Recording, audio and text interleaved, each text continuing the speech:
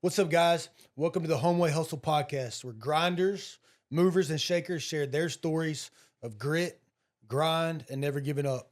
If you've built, battled, and hustled your way to success, we want to hear about it. And today, for the very first debut episode of the Homeway Hustle podcast, I have none other than my lovely wife, Rebecca Lake. What's up? How are you?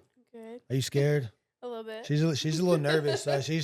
She's been the kind of been the solid rock behind the scenes of what we've been doing for the past, I guess, 8 years in Homeway and with me and her before that. And we're just gonna kind of go into kind of tell our story of kind of how we met and the grind and us, how we've built Homeway and built our family and kind of the vision that we have for the company and our family and the people around us. So All the families. so I guess we'll start with how we met. So Oh God. so Sorry, Mom and Dad. do what? I said sorry, Mom and Dad. Yeah. So we actually have a pretty crazy meeting story. I know people hear of blind dates but we actually met on a blind date. Yeah. Predating to all the dating apps and stuff. Yeah. There was the infamous MySpace. Yeah. And our friends kind of hooked us up because they wanted to go on a date. Lied to our parents. Apologize, Mom, Dad, Mr. Kenny. Sorry about that. Yeah. So I had a buddy over. Shout out to Corey Haynes. Well, I had a buddy over and he's like, "Hey man, you want to go hang out with these girls?" And I was like, "Yeah." Well, I knew the girl he was talking to, Kristen, they're both happily married now, not to each other. So it's yeah. But and I was like, "Well, I mean, is she ugly?" And he was like, "I don't know. Let's look her up." So we went on the infamous MySpace and I looked her up and I was like, "Yeah, that'll do." And that'll do. Yeah, she's I thought I was just pretty good looking, so I said, let's go. So me and him hopped in our boat. We both had single cab trucks. I had a Ford Ranger and he had a S10, so we drove to Waverly and just and picked these girls up. And then that was kind of the kind of start to forever. Yeah. In hindsight now though, like would you let your daughter do that? Hell no.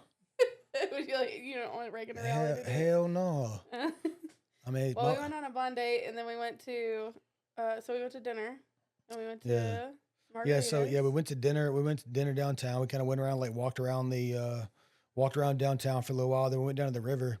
Yeah. And this is where it got strange because I tried to hold her hand and she thought I was weird. Yeah. She's like, "Who's this crazy guy trying to hold my hand the first night ever?" The most awkward part about that night, I remember when you tried to hold my hand. You ran down the hill. I literally ran down the hill. I don't know. I was so awkward because I was like, why is this guy trying to touch me? And I don't know him. Yeah. It was a stranger danger Yeah. And then after that, this is where the story got, it got good for the long term. We actually went across to West Memphis and went to a Mexican restaurant over there and sang karaoke. Yeah, which that was the deal breaker for her parents. Yeah. Because I guess they thought I was older than I was. Yeah. And so they hear about, so fast forward, like we get them home. We take them home a little later than they're supposed to be. Mr. Ken was waiting in the driveway. Yeah, he was in the driveway, and so me and Corey did like a rolling stop and like kicked these girls out of our car so we didn't get beat up by this girl's dad. And then that's when kind of hell broke loose with the dads because they started hearing what happened.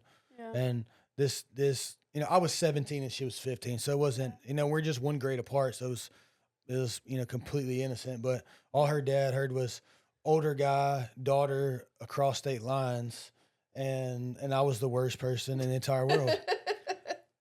Which I had no idea that I didn't know. I wasn't really allowed to talk to you to like tell you like my parents kind of wanted. Well, I didn't even know. I didn't even know that y'all were being bad. I thought that we were just.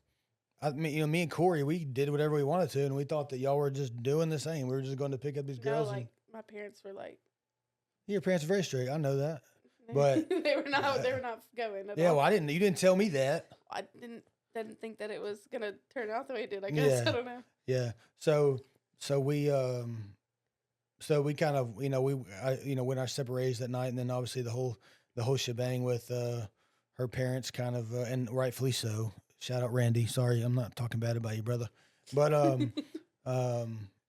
you know, we kind of didn't really talk much directly after that for a while. But then For a couple months, yeah, until I got like got slightly ungrounded. ungrounded, like unchained from your bedroom. Yeah.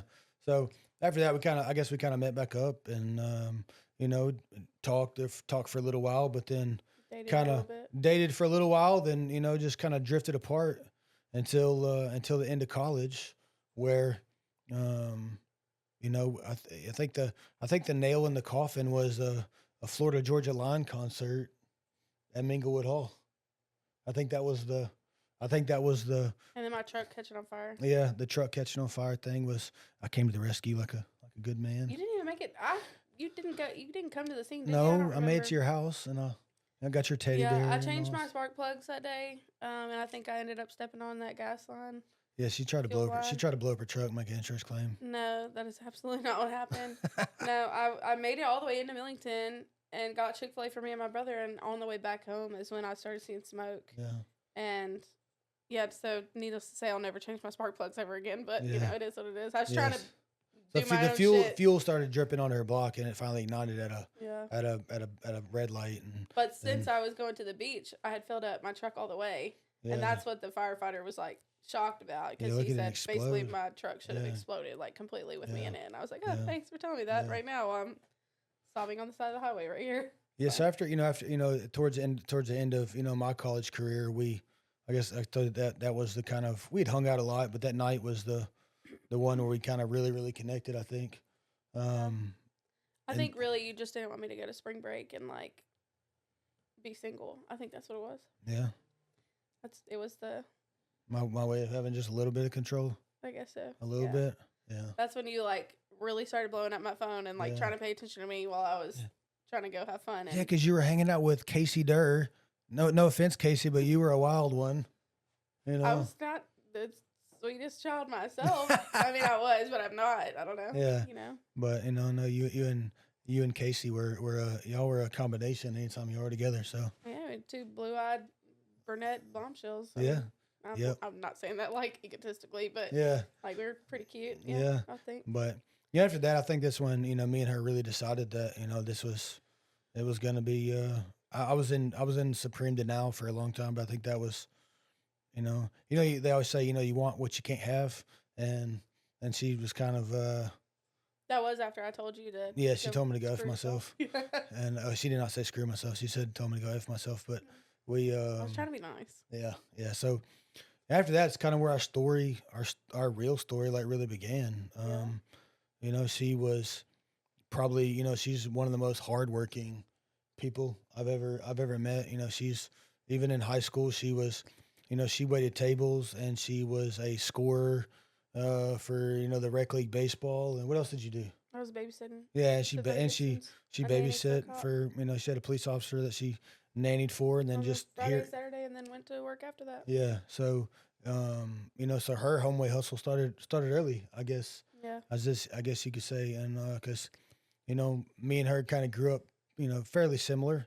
Her parents were both like professional people, but they wanted her to to kind of earn her own way, and that's how I definitely have older child syndrome, where like I'm the caregiver and like the nurturer. Yeah, so it just your parents wanted to do the same way I did. Like this morning, I was like, we have chickens in my dining room, and I'm not and Riley wants to have the chickens, and those are her chickens. So I made sure that if she's gonna take care of them. I'm not. She pitched a fit because she didn't want to change the water because it was gross. And I was like, well, we'll start. We'll start. I'll lead her into it. Yeah. But if you're gonna have chickens, you're gonna have to do the gross part. Chickens aren't always the best of. Not the cleanest animals. The cleanest animals. So if you're gonna have chickens and horses and all the goats, everything you want, you're gonna have to deal with a little bit of poop and dirty water bowl. So I got her butt out of bed and made her come and take care of her chickens. And she was maybe more mad because she literally just opened her eyes, so she was like, "Yep, please leave me alone." Yeah, you're gonna be a farm girl. You're gonna wake that ass up and go take care of animals. You know, I'd already fed your horse and fed your big chickens outside, so she's gonna get her butt up and go. But so I think for both of us, that hustle mentality started early. I was always when I was in high school, if I wanted anything, I had to get it. Like I think probably one of the craziest hustle things I did, like when we would have parties, people make fun of me, but you know, it is what it is. I would literally take a trash bag and I would tie it up to the back of a chair or somewhere, and I would make everybody put their beer cans in a trash bag, and I would take them to Isquit's Metals on 51, and I would cash it. That's how I pay for my gas. Like Swear to God. Recycling the cans? Do what? Just recycling all the cans? Yeah. From your high school? Absolutely, from my high school degenerate parties. Yeah. Project X parties? Yeah, that's what I would do. I saved all the cans and I traded them in, and I scrap metal. I cut grass. I did everything I could to really try to make it, because my parents didn't have much. We just kind of got by with what we had. So if I wanted to have go out to eat on the weekends, or have gas in my truck, or pay my insurance and my cell phone bill, and be able to buy a $5 cup at the keg party on Friday night, I had to get it myself. There was nothing, nobody giving me anything. And I think that's really taught me to be the way that I am, and try to really instill those into our kids now. Obviously with the dichotomy of both of our girls, it's a little different because Reagan is different, and as far as her drive and her ability to do things, but especially with Riley, like, I'm really trying to make sure that she's gonna be able to take care of herself and grind and drive the way we did. Because so many parents, so many parents, kind of coddle their kids, and like just last weekend I was talking to a lady, and she said she took her son out for his 15th birthday, and they got steak at a restaurant, and he was like, I don't know how to cut it, and she's like, I messed up. Yeah. Got a 15-year-old kid who doesn't know how to cut his own steak up at his birthday party. And I never want that to be, I want my kids to be independent, and, no matter how much money I have, my kids are going to work, whether it be working in the business or working, if they want to go work at another job, or hell, obviously we kind of live the farm life. There's plenty of work to do around there. If they want to earn it, if they want things, they're gonna have to earn it, Yeah. And do self-development, things like that. And I think that's where me and you connected early. For us, was we kind of had the same background. Yeah. We both had the same values. And so if you have the same values as somebody, both morally, politically, religiously, you're both hustlers. Like I think that's the basis to a long, kind of fruitful relationship. So fruitful. Very fruitful. Very fruitful. We got 3 of, if you ask her, of 92 kids. Yeah. She's gonna It's hard not to want to have your babies. I'm sorry. Yeah, she's gonna do the God will close my womb when he's ready, I guess, is what she's trying to figure out. It might be a little like, what can my mental sanity take type thing. I'm already there. But you don't even like.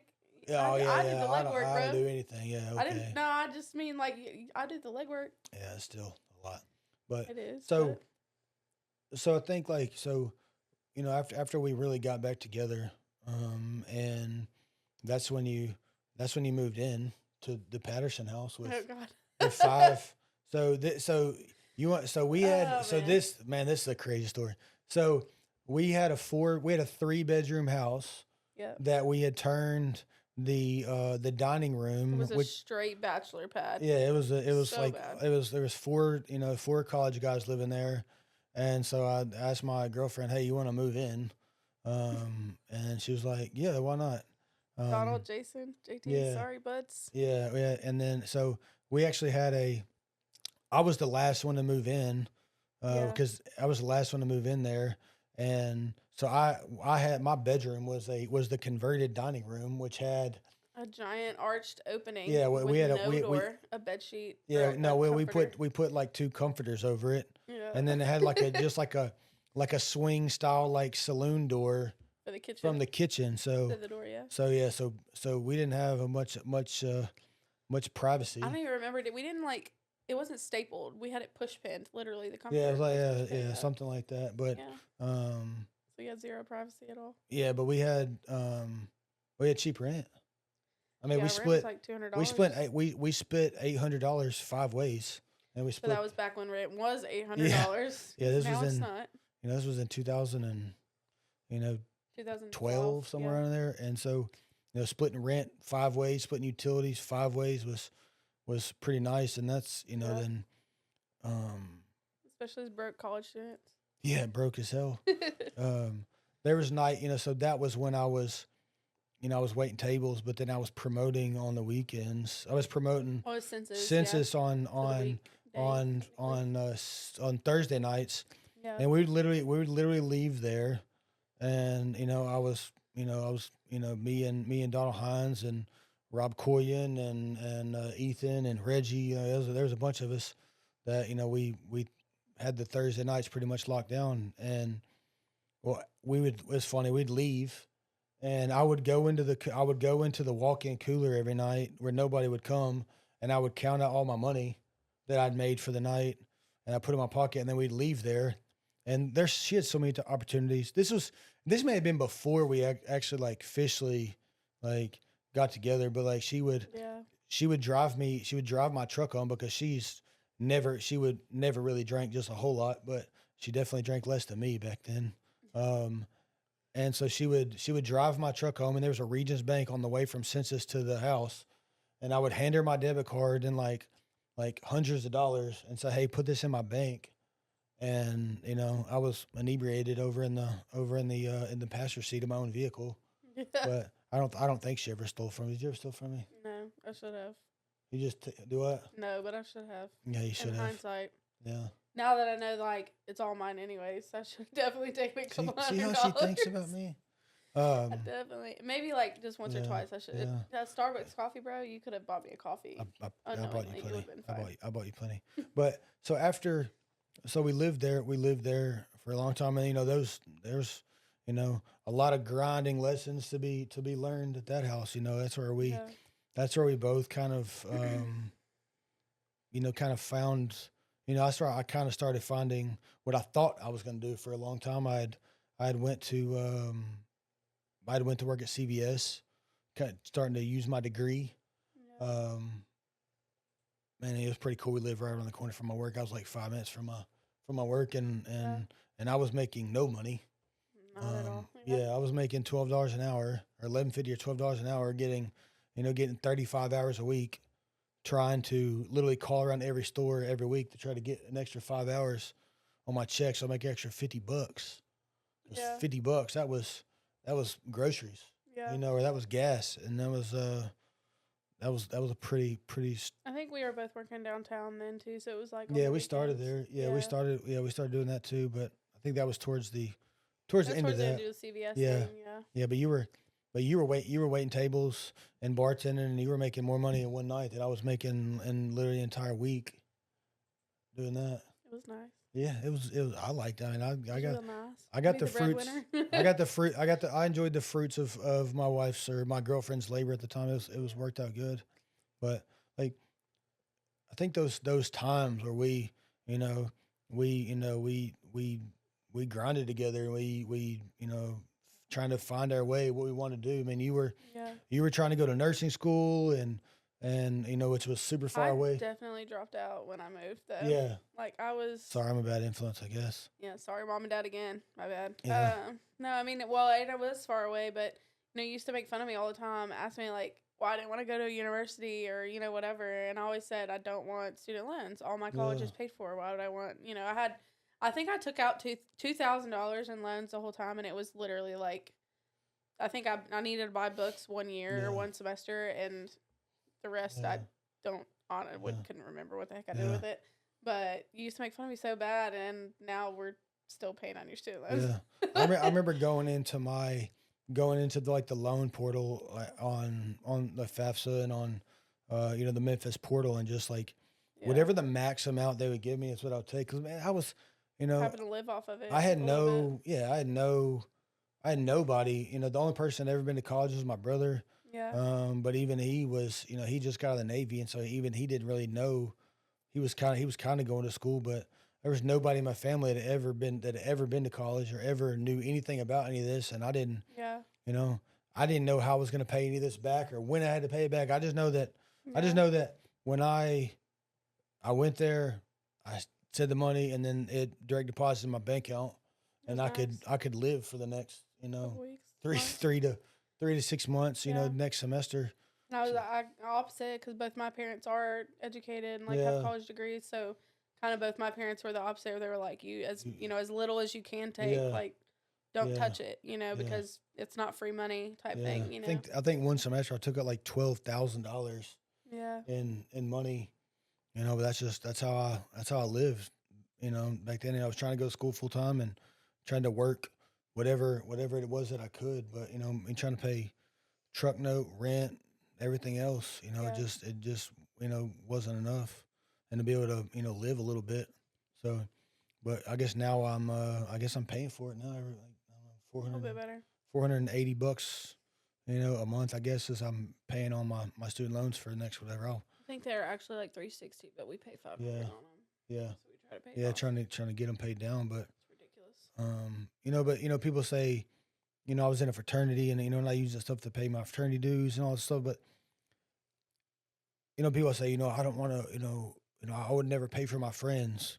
Well, let me tell you, those relationships I've forged in this have made me. I've made that money tenfold over. So being hazed was worth it. That's all I need. Oh yeah, it was worth it. What you used to call me? You're a GDI. GDI, yeah. Because I said I'm not cool enough for that kind of stuff. Yeah, you're a GD independent. Yeah. But those times in college together were, I think that's where we really got, kind of got strong, I guess. Yeah. We started working together a lot. I started working. She was, waiting tables at Logan's as where, and then, so she actually got me my first serving job, which was a, I'd never done that before. Probably the dumbest thing I've ever done too. Hey, it worked out for you. This was way before this, but still, the unnecessary drama of being around each other at that point when we weren't ready to be together at that point. I think was probably a little more chaos in our friends' lives than we maybe should have. It all worked out, but man, there's we could tell the story for forever, but after that, though, we moved out to Bartlett. Yeah, then we decided that we wanted to be grown ups and get out of the live in the fraternity house life, and we moved to Bartlett, where our rent we went from splitting $800 to $1,000 by ourselves, which was a shock to say the least. We thought we were broke before, but that was. I made better money then, because then I was working downtown too. I was working kind of at Logan's during the week, and then I was working at 150. And that's where you really started. That's where she really started making money. She started out as working the out bar. Yeah. And which moved into Cindy Wilson saying, "Hey, we want you to come work upstairs," where she kind of quickly worked her way up to being kind of the VIP waitress / bartender at the back, and had that's where she really started making money. What was the biggest one night you ever had? Because I know when it was, but I don't know if you remember. Honestly don't. It was the Red Bull Red Bull release party. I think that was the biggest. How much money I made that night. I don't know. It was close to $1,000. It was way close to $1,000. Maybe. Yeah, that was a crazy. I mean, night. I was between all my regulars and stuff coming, often, and then I got pretty good with all the Grizzly players and then out of town players. Yeah. I was making pretty good money. I was probably making around $400 or $500 every night. Yeah. I mean, obviously that's not not every night. I probably shouldn't say that, but yeah. Kelly Potter, who was the general manager of the club at the time, I think he saw what it would eventually become was. I was very fair with all of the waitresses, but I kind of became the VIP host for the, both for the door and the upstairs. Me, Jason, and little Kenny kind of ran the door, but once upstairs got busy, I kind of went upstairs and became the host. Serving. Like helped out. Yeah, I became kind of the host, but he saw that, if I put these two together, if you're the host, you just put somebody in a booth, like you're not really tied to it. But if your girlfriend is the one that's up there more invested making the money, I was a little more invested in making sure and selling those tables. But I was going to be good at my job anyway. I wanted to fill the booths up because it just looked better for the club and kept people in when all the booths are full. But when that getting those booths full, I made my little commission off of them. But if I knew that the more bottles that popped, the bigger the gratuity ran up and the bigger the tips were. My wife was going to be, or my girlfriend at the time was going to be the one that benefit from it. It definitely helped me. Definitely gave me a little more motivation, which that was a crazy time. You remember the time on New Year's Eve when you wanted to kill me because I did make it up there to give you a kiss? Oh, I was very hot. Yeah. I was very angry. Do you remember what happened? I don't remember who came and told me first, but it was somebody came and told me before you. Yeah. Because obviously I'm not a very shy person, I guess, in a way. So I was like, somebody told me where the Rowdy is right now because he was about to get smacked upside the head. But then somebody was like saying that you had kicked somebody out, or I don't even know really, but like they gave me like a really like 2-second version of what happened type thing. So this was a New Year's Eve night, which anybody who's been on Bill Street on New Year's Eve knows it is a freaking madhouse. And I think this was a weekend. Yeah. New Year's Eve. So night. It was anytime a holidays fall on a weekend, it's obviously gonna be much bigger than during the week too. But because it's just nobody has to go to work the next day. In people's normal rotations of that. But so she threatened my life, said if you're not up, I don't care how busy it is, if you're not up here at midnight to give me a kiss, you're gonna have hell to pay. Basically told we were gonna break up, honestly. Yeah. I think I was like, you're not gonna. And so I'm headed up the stairs. Anybody been to 152, I'm going up the steps, and I get to the second floor. And when I get there, there's a lot of commotion going on, and a couple of the guys from upstairs that were pulling somebody from the shadows down, and I was right there at the landing. Well, this group of guys were they're causing trouble. They were kind of regulars. And so they knew who I was. So they saw that I was, I guess, about to get involved in this altercation. I think they were dragging this guy's brother out. Yeah. And that's when, a guy about my size, probably, well over 6 foot tall, 250 pounds plus, he probably jumped off of 4 stairs and Superman punched me right in my grill. I'm talking. I can't say you didn't deserve it. Maybe not in that moment, he busted my shit wide open. I mean, I was leaking. I remember I had a pink shirt on with a pink tie, and I was leaking bad. I had to forgive him because he came up just covered in his own blood, which of course I was concerned, but I was like, okay, you get a pass. Yeah, and so he, he Superman punched me jumped off 4 stairs, and Superman punched me in the face where I, obviously, anybody that's ever been punched in the nose and knows he's bloody, that you can't see or think for a few seconds. But I think once I brought myself to, it was on from then. I thought I was going to kill this guy, and I think I was going to kick him in the face because I think he'd ended up on the ground and somebody grabbed me and didn't let me do that, thank God, because I was going to kill this dude. But that's when I kind of made my way back downstairs, and somebody had told you about it. Yeah. And that's when I guess you said, you abandoned ship and ran downstairs, and I was standing there at the barricade just literally covered in blood, leaking. Yeah. I think I tried to start. I'm a very down female too, though. So these hands are ready to eat for everybody. So when I went down there, I was ready to fight that dude too, because I was like, nobody gets to smack him around but me. What the crap? Yeah, I'd started to kind of clean myself up, but it was still bad. Yeah.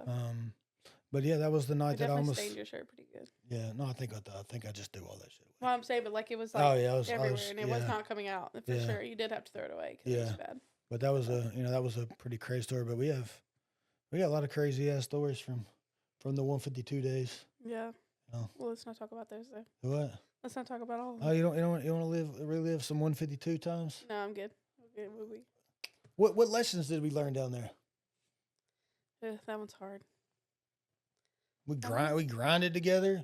We made our money together. We rose to the top together. Because like I remember one time I think that was our first like real like adult life awakening type thing too. Yeah. So like even outside of like the grinding thing, that was like, well, obviously we lived on our own when we lived at Patterson, but like we didn't live on our own.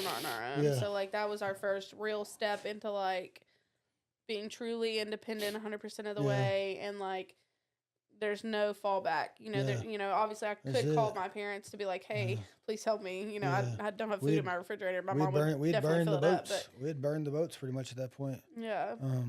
But when I remember when, you know, Kelly, you know, I've always been super like, if I'm involved in something, I want it to be the best, no matter what. Like I was making I had apps to make flyers on. I was promoting, spending my own money to boost posts on Facebook, because I knew that like, you know, if it's better, more people, you know, more money for me, more money for you, more money for the club, you know.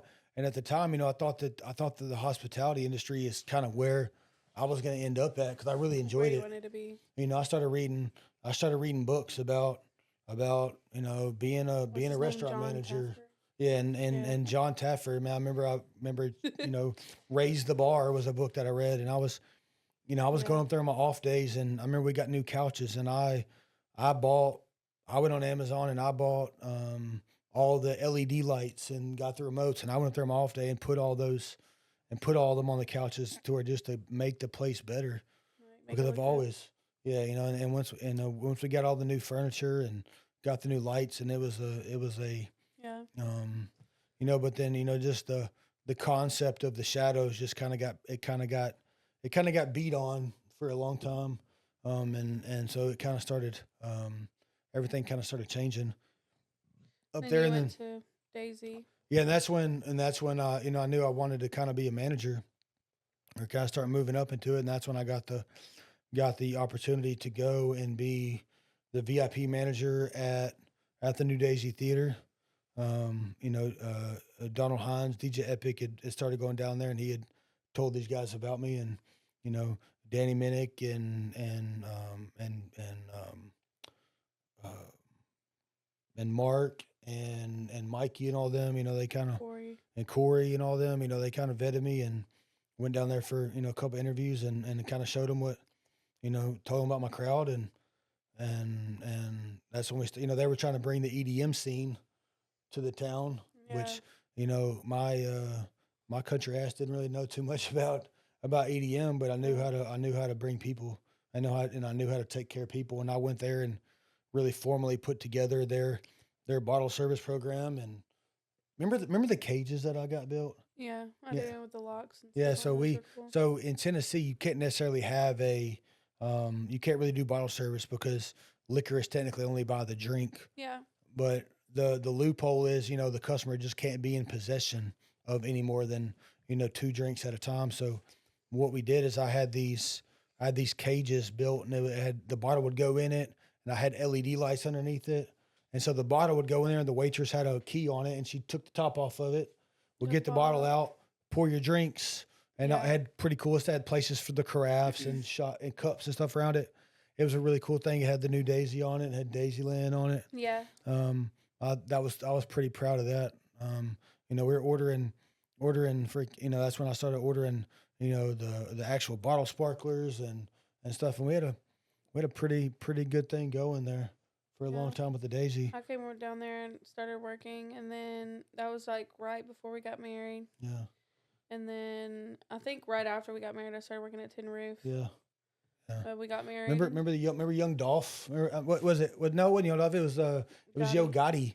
Yeah. Yo Gotti night. That was a wild night. Yo Gotti did an $8 concert tour. That was so much fun. Where he had. I don't know if it was more work or more play. I don't know which one we would categorize you and I remember Josh was down there. Josh's little scrawny white ass was in there, thinking, you know, singing, knows every single word to every Yo Gotti song. made back in the day, but that was He knows every doll song too. Do what? He knows every doll song. Oh yeah, I know he does. Yeah. Verbatim. 100 shots is Joshua. Please make fun of me. I have no idea what any of that stuff means. But that was a pretty crazy night. That was, it was so wild when I was working at the Daisy. We had, there were nights where, the bartenders would complain that they weren't making as much money as the servers. Then there's nights that, there really wasn't much VIP service, and the servers would then, I want to be a bartender, and it went back and forth forever. There, I kind of took on even though it wasn't really my job, I just wanted to grow in the industry. So I took on the bartender schedule. I took on making the schedule for all the waitresses. I started helping Danny with the liquor order. I implemented, John Taffer actually has an app where I started using that to make the schedule for everybody. Yeah. I started using it to count all the liquor, in it. And it was so crazy. Like, I had to set up the schedule. And then the day I left, they went back to using like a normal, just texting people when they're supposed to be at work. I just think it's so stupid. It worked. It kind of worked like hot schedule. You could ask off a shift. You could switch shifts with everybody. And I was trying to, even though none of that was my job, I decided that, I'm going to make this place better and try to be in charge of it. Try to be in charge of it. Try to give, try to organize it. And if the servers are happy, if the bartenders are happy, my customers that are bringing down there are going to be more happy, trying to putting it into the whole machine of the system, not being selfish and saying, really taking full ownership of the whole place. Yeah. I was helping clean, put stuff together. I mean, I remember one night, I think it was New Year's Eve. I think I was in a basketball shorts and a Homeway hoodie. I mean, in a Oklahoma Sooners hoodie until about, I think maybe 20 minutes after doors opened. We didn't have an artist that night. So I ran back, and I'd been there all day long, and I ran back to the back and took a shower in the green room and got ready. And that was a pretty crazy night, which we got the early crowd. So everybody would always come to us early because we were on the whole other side of the street. So we would get busy immediately. Then by about 1:30, 2 o'clock, we were kind of closing up shop, and then everybody was hitting tin roof and heading down the street. But that place taught me a lot of lessons, and that's where pretty hard lessons too. Yeah, a lot of hard lessons, and that's where I just decided that, after that job kind of came to an end, that's when I decided that, the day before our wedding. Yeah. That's when me and the owner of that place had kind of, we kind of stopped seeing eye to eye on some things. I didn't think he was a very ethical person in a lot of the way that he was doing business. And, apparently, if you tell your boss to go F himself, he probably fire you. So if you like a job, don't tell your boss to go F himself. But I pretty much told him to go F himself, and me and him decided that it was time for me to part ways. And I had no idea what I was going to do. I mean, we pretty much worked out, most of our wedding. My parents, obviously chipped in as much as they were able to, and eternally grateful for that. But we had just paid for our wedding mostly, and literally right before we get married, like that. I think that was probably the grandest FU I've ever seen, though. Too, it's like, oh, you're about to get married, and now you're jobless. Yeah, there you go. So then that son of a bitch gave me a wedding bonus on a $300 wedding bonus on my last check. I remember that kind of a. Really sticking it to you. Yeah, exactly. Yeah. But since we had paid for everything, we didn't even go really on a honeymoon or anything until a year later. Yeah, so I remember really the last push to us being able to pay for our wedding was I finally got that check from where I got my finger broke by the bouncer at Purple Haze. Yeah. So I got my finger snapped by a bouncer, and that was in court for a long time. And we'll skip that story. Yeah, I got a $10,000 check, and that check went straight to paying off the rest of our wedding. Yeah, I think we paid to cater with that, actually. Something like that. But that's where, so after I left the Daisy, that's when I had no idea, like literally had no idea what I was going to do. So I remember I called Danny Bennard, who was our landlord, and I called. I told him, I said, man, I just lost my job. I don't know what I'm going to do. You've been talking about getting this house painted for a long time, so you got two options. Either I'm not going to have rent for you next week, or I'm about to paint this house for rent. And he was like, no, you need to have rent. I was like, well, I'm calling to ask you for a favor, but I'm more telling you a favor, brother. I'm not going to have a paycheck next week. And so if you want, but luckily he's always been, Danny Bennett owns Mid-South Flooring, and me and him have always had a pretty good relationship. And, he let me paint the house. And then I think even the next month I hadn't even really figured it out. And I was, I don't remember what, I mean, once you did that though, I think like that's really when, like we're freshly married and you started like going and doing handyman type stuff by yourself, and you were coming home, painters. Yeah, that was that's what I started. I started doing. That's when I started. Even this whole time when I was doing all this stuff, I guess I kind of skipped the part where the whole time I was, by the time I was 17 to about 23 or 24, I did work for a general contractor. Yeah. That's a wild story. I'll tell that on another show. But so I'd always done. You tell it with Barry. Yeah. I'd always done construction. I worked for a general contractor. I worked for my brother for a long time. So at that point, I was like, I know how to paint. I know how to do trim carpentry. I know how to do all kinds of stuff. I was doing shingle repairs, and so I just started hustling. Just trying to find, reach out, doing posts on Facebook, and was making enough to at least pay a little bit of bills. But I literally had no idea what I want to do. Like starting a construction company, is something that that's really thought I wanted to do, but when you don't have enough money to pay rent next month, I don't know, or next week, I don't know how you're going to start. That was really my breadwinner era. Yeah, right that's then.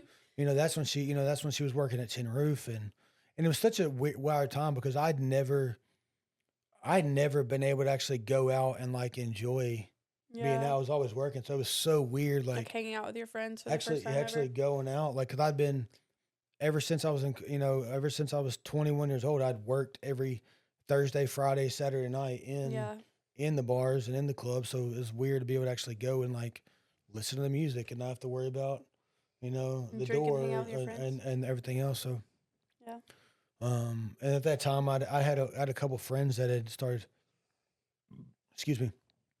I had some friends that had started working at UPS.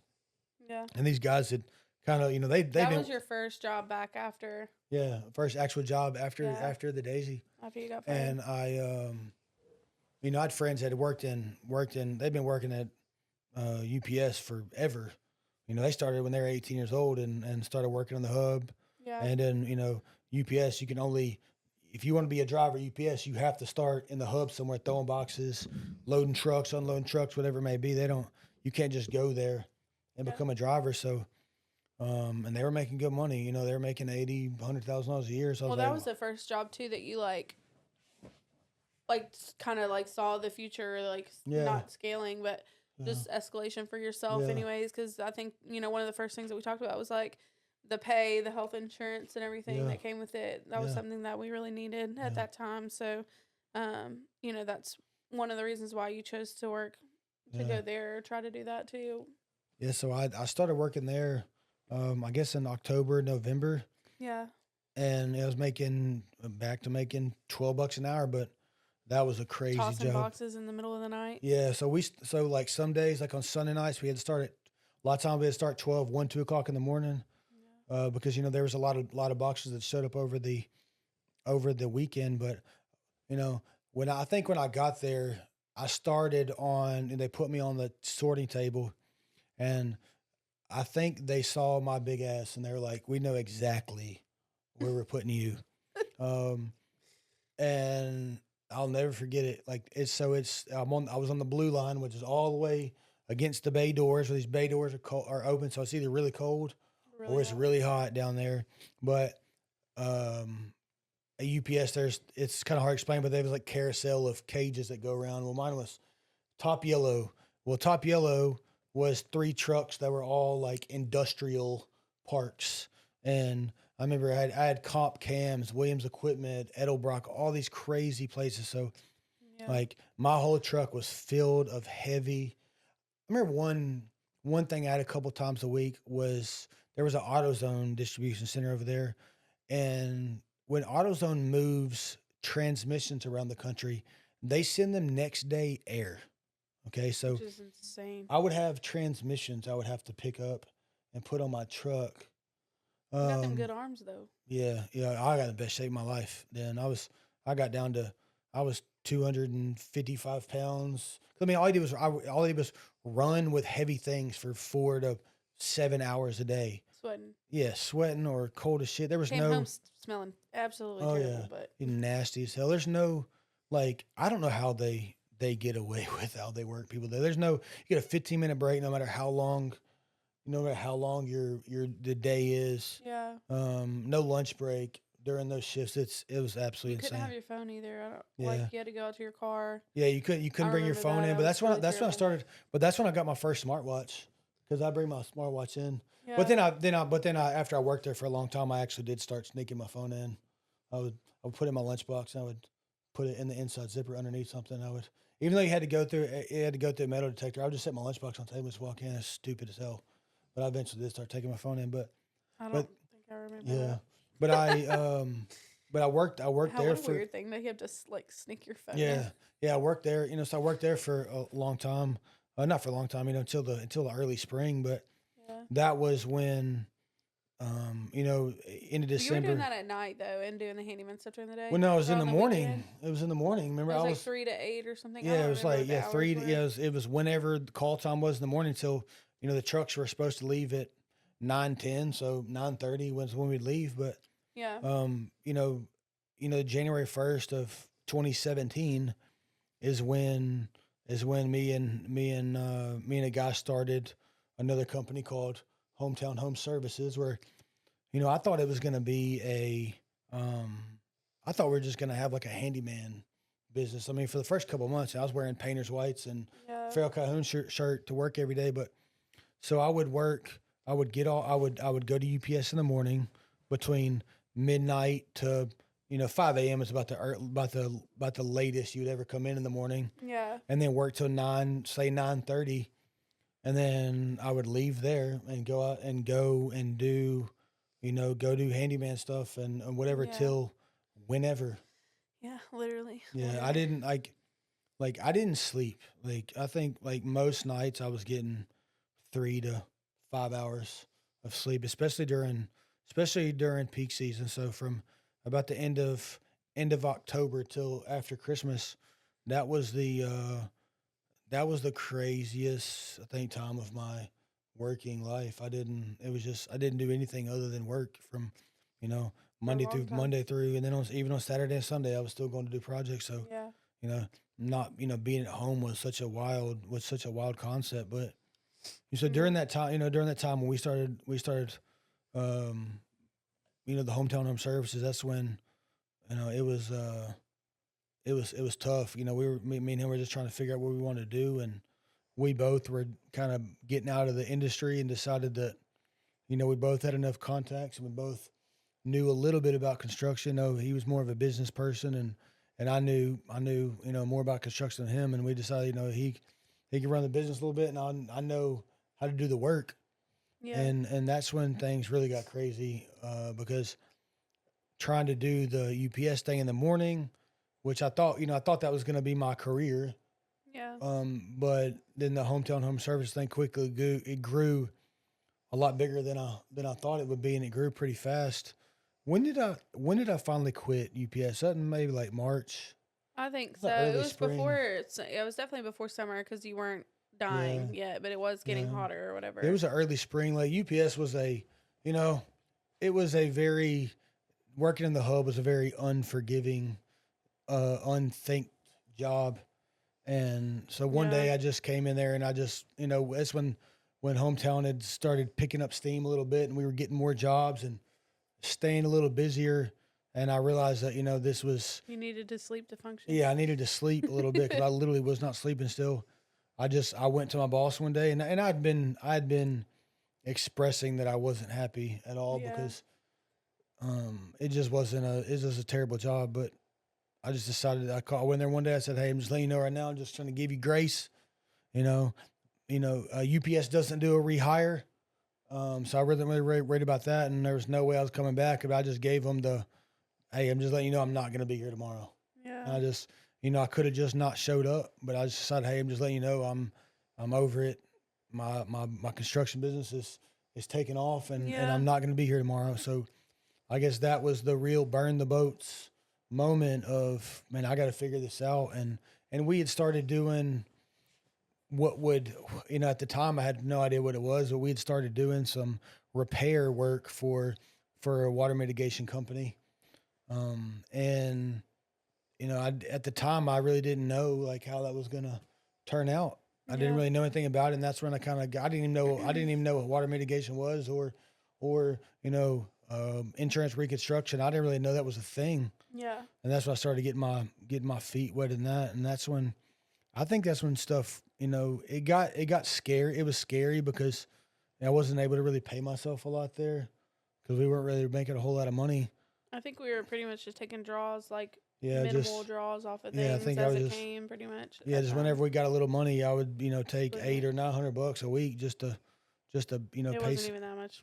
Maybe not, just to pay some bills. Yeah.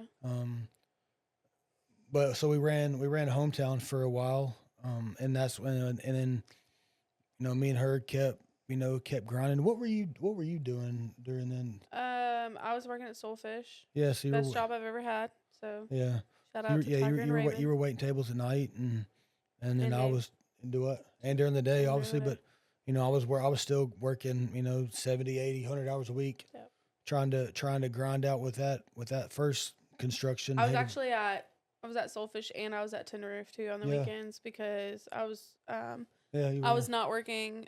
After I quit Tin Roof is when I started picking up more hours and more shifts at Soulfish. Yeah. So, me and that guy, we ran that business till the fall. Yeah. And me and him just started having some disagreements, and we decided that we would part ways, and that's when, after me and him parted ways, and I had made some sales the week before, and I took those sales, and I made $5,000 a week. I remember I painted the inside, or my crews had painted the whole inside of a house, and I built this farm fence with some metal on it. And I think I made $5,000 within those two jobs. So I took those two jobs and immediately went and bought got Donald Hines, who was my graphic designer at the time, and he made me a new logo. Yeah. And I ordered some new T-shirts and went to Eric Mogi, who's one of my attorneys. Went to him and started a new LLC, and that's kind of where where Homeway was born. And it was it was 3 months before we found out we were pregnant. It was like September of 2017. Yeah. Yeah. So I didn't know that that leap had a child on the way. A little scary. Yeah. Ooh. And then so we were, me and a guy named Mike, we ran that together for a while. I was a sole owner, but he was kind of my right hand man, and that was very challenging, going from working it out of just me and him and trying to figure it out, and I had gotten back in with one of the water mitigation companies at the time. I'd struck up a partnership with that guy, so we had steady work coming in for us, but we just didn't know business is hard, and me and him were just trying to figure out what it is that we wanted to do, the direction that we wanted to take it in. And then here comes May of 2018, which is where my life changed 100% forever. Went from a Monday morning, my wife we had a baby shower the week before that, and went to a Monday morning normal doctor visit, supposed to be, and that's how I was still in the grind at the time. We went to the doctor, and they couldn't find Reagan's stomach on the esophagus. I mean, they couldn't find her esophagus or her stomach on the ultrasound, which was pretty alarming to the obviously to the OB and the tech in there. But also they found that, sorry, I didn't mean to make you cry. Okay. That's when she found out that, she was having some other complications, having preeclampsia and things of that nature. They were going to send us to Dr. BK's office after that for us to be monitored, which he was a specialist that was supposed to do that, and they did. That was the craziest ultrasound I've ever seen in my life. yeah. And I remember leaving Moga, and they gave you the orange piss jug and said, you got to pee in this for the next 2 days, and we can check your protein in your urine. But this is how I was in the grind. Then it was after the first doctor visit. I didn't have anybody, and I had meetings with new client meetings and jobs to go run and look at, and and there was one customer issue too. I think that's the real reason you had to go at that point, and then after that. Your mom and Sarah came, so that was the only. Well, my mom did, not Sarah. Yeah, well, your mom came, so I didn't leave you. Looking back, it was still a pretty asshole move of me, but I didn't really mad. Do what. I wasn't mad. Yeah, but I didn't really have that option at the time. But so we went from there. Pardon me. And we went from there. You went to Dr. BK's office. We did the ultrasound. Did the more. Ultrasound took over an hour. Doing the more monitoring. That's where they still couldn't find Reagan's stomach, and they were doing some more testing on you. My blood pressure was... blood pressure was still skyrocketed. It was like 170 or 190 at that point. Yeah, and that's when they told you, hey, we're about to send you to where are you delivering at, because we're going to send you there for monitoring. He told me to prepare myself for an extended stay at Baptist Hospital. Yeah, which looking back at it now, I think at that point they knew 100% what was going to happen. They just didn't want to get you. They didn't tell you because they didn't want to get you freaked out. They wanted you to just go over there. And I remember, I remember I was in Germantown, down Poplar, and I remember I was measuring a laundry room, and there was a flood cut behind the laundry room, and you called me crying and said, I need you. And I said, I'm almost done here. I'll be there shortly. And you go, no, I need you right now. They're about to take the baby. And I had no idea what that meant or what was happening. So I did about 70 miles per hour down Poplar, early from Germantown to Baptist East, which that is probably the hottest stretch of road in Memphis for police officers.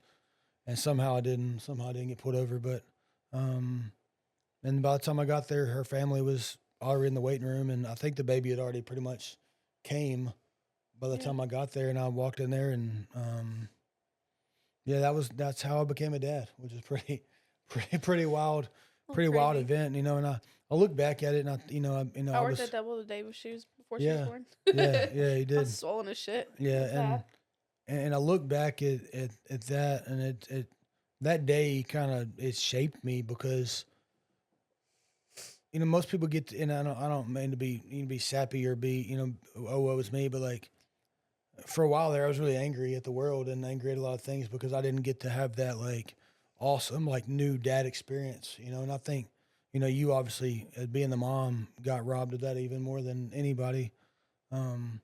Which, so after Reagan came, obviously she was 31 weeks and had, a whole slew of problems. Which, we were in the NICU, 2 different NICUs for 11 weeks, which she was up there about, she had obviously stopped working. And so here I am, go from 2 incomes to 1 income, where, she's at the hospital, I think in that whole 11 weeks, I think you may have slept at home, maybe 3 times. And it was you got there at 10 and left back at 5 a.m. to go back to the hospital. Well, at Baptist, obviously it took a week. It took a week for me to get discharged. And then for those 2 weeks, I was at home. Yeah. But once we moved to Le Bonheur, I was because the Baptist is one big room with just a curtain that pulls around kind of your area. And so I guess but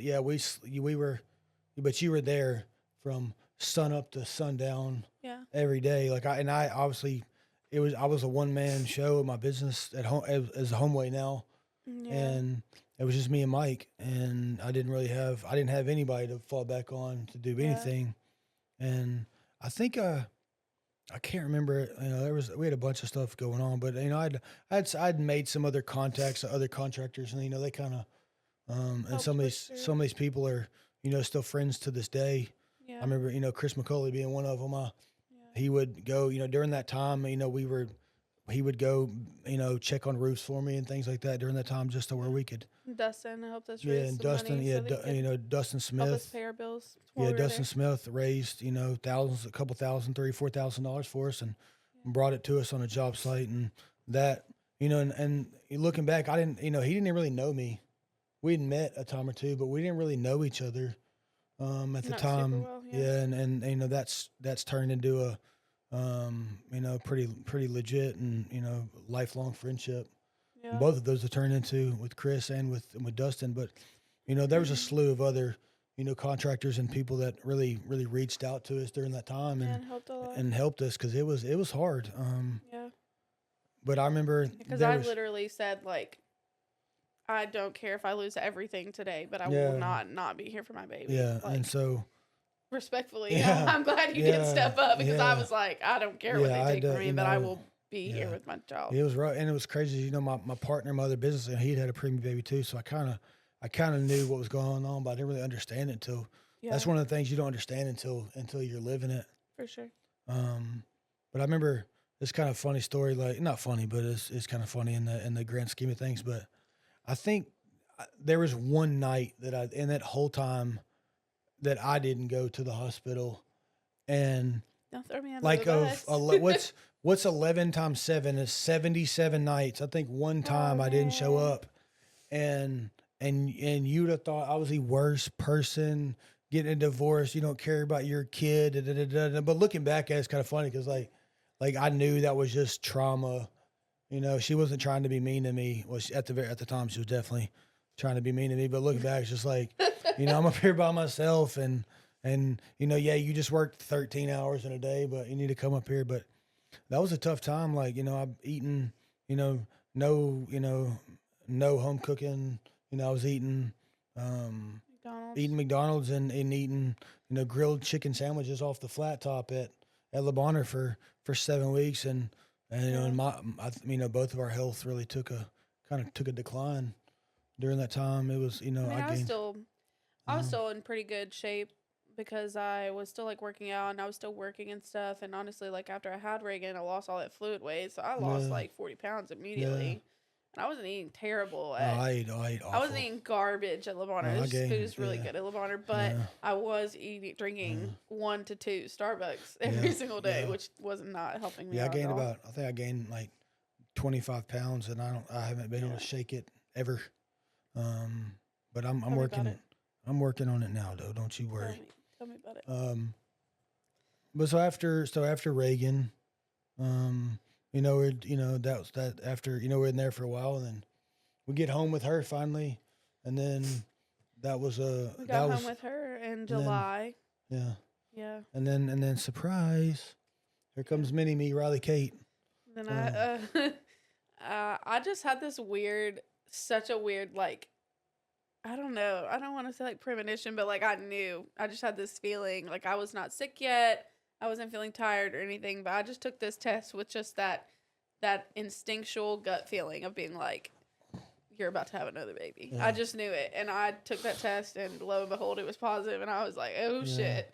So with Reagan, it's funny because it actually took me 3 days to tell you that I was pregnant. Like everybody knew but Rowdy. Like I called my siblings. I was on the phone with my mom when I took the test, but like immediately I called my siblings, and I was like, I don't even know how to tell him, because I'm scared. I don't know, you know, like he's obviously going to be afraid too, you know, like what do we do? And so nobody like told you the secret. They let me tell you. Yeah. And I told you in the dark one night. The night before we were going to bed. We were in bed. I cut the bathroom light on to tell you, and I gave you a pregnancy test. Yeah, and then the second time I got home from work, and you told me to go in the bathroom and kill a spider. Yeah, and she had decorated. She had like decorated the mirror, And I walked in and out of the bathroom like 3 times. You were filming me before I actually realized. Well, because I had wrote you that note on the bathroom mirror, and so you were like thinking like that was the same note that was on there, but it wasn't. I had changed the note basically like with the pregnancy test on it too, to like say like, oops, we did it again, you know, or whatever.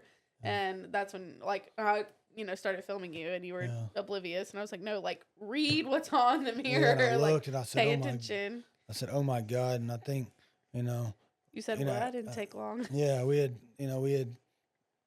so our kids are, you know, when you have, after you have a C-section, you're supposed to wait, you know, they want you to wait year and a half before you even try again. Full disclosure, though, nobody told me that with Reagan. And so stand on that 10 toes down to this day. Nobody told me that. They told me, like, be careful, you know, you're breastfeeding, be careful. But nobody said, like, give your body time, wait 18 months between births and, you know, all that crap. Nobody ever gave me that information. So we had a baby, you know, 13 months later after the baby was born. So but it was very good to have her, you know, obviously God always gives you like what you need at that moment and stuff. And it was very good to have her at that time because I feel like it really, it healed our hearts in a lot of ways to not have to experience like trauma in that aspect, but also it didn't really give either one of us time to be like, are we sure we want to have another one? You know, do we even want to do that? Do we want to expose ourselves to that kind of, you know, hurt again or whatever?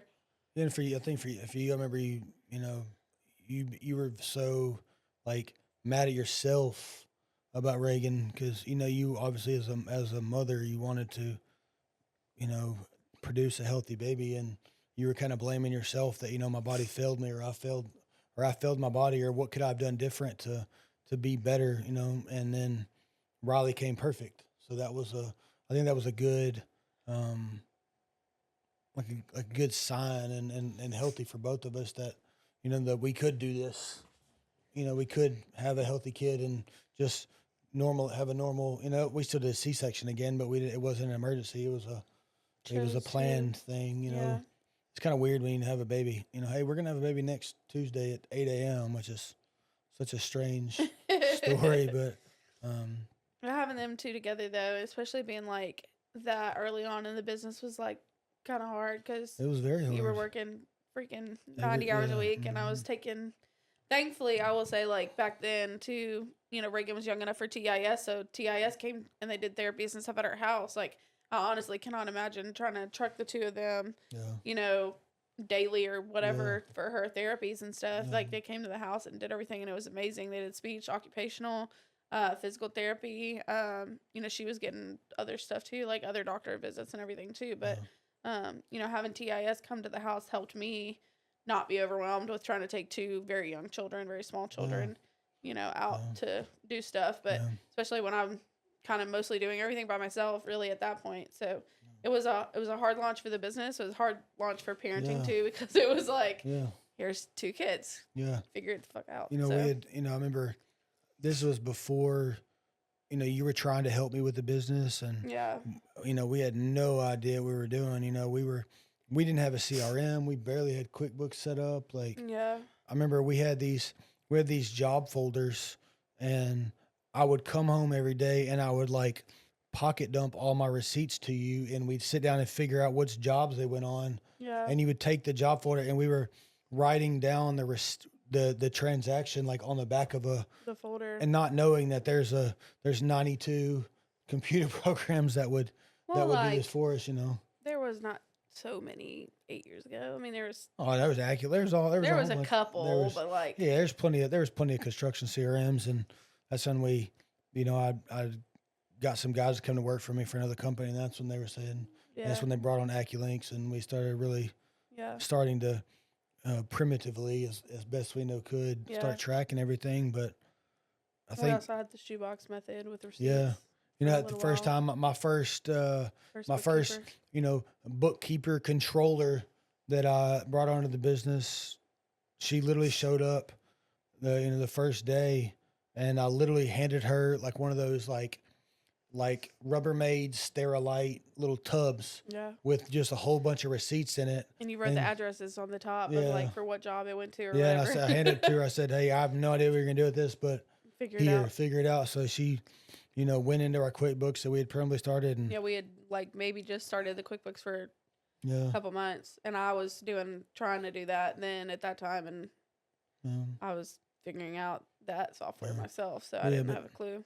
Yeah, but you're always, now I don't think neither one of us knew what we were doing, but I mean, you really didn't know what you're doing, but you never, you were always there with me, and always kept me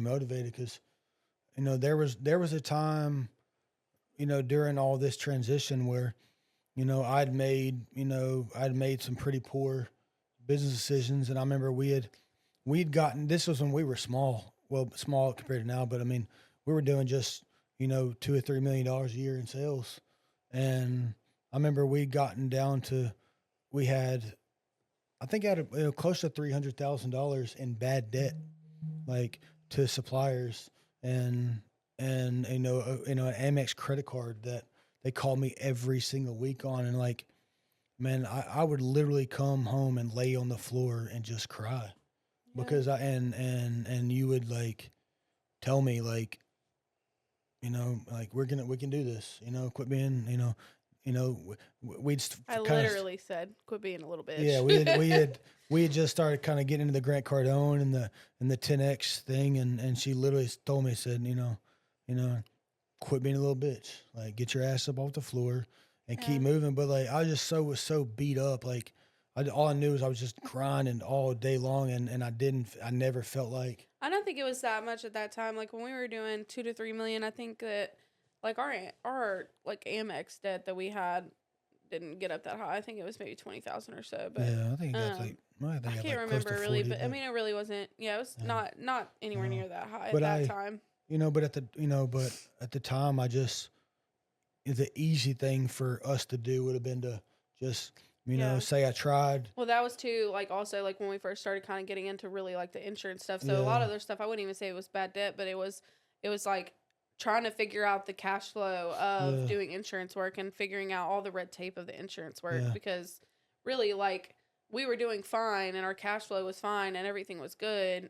Obviously when you're doing a lot of retail stuff, those people have that money immediately. And then when we started kind of getting into the insurance game, we're doing all this work and the retail stuff is paying and essentially footing the bill, helping us fund until we got kind of reimbursed really from the insurance world of figuring that stuff out. And like at that time, really, you were trying to figure out, navigating conversations with adjusters and stuff too. So, it was, I wouldn't even really say it was bad debt. It was just like, we just hadn't gotten that money in yet at that time, because we were still trying to figure out how they want you to jump through the hoop. And then as soon as you do figure that part out, then they're like, oh, well, go back and jump through this hoop. And, oh, you forgot to step over that line at that time. So it was a little hard to navigate that aspect of it. And me and her had, it's more me being a little bitch, but I was like, I tried, I tried to do this, and I felt like I was failing, but there were a couple of those guys that I owed quite a bit of money to, and I was like, like,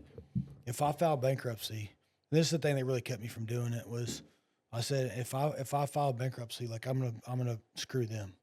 Yeah. And one of them was, close to $100,000 I owed one guy, and this guy had been really good to me.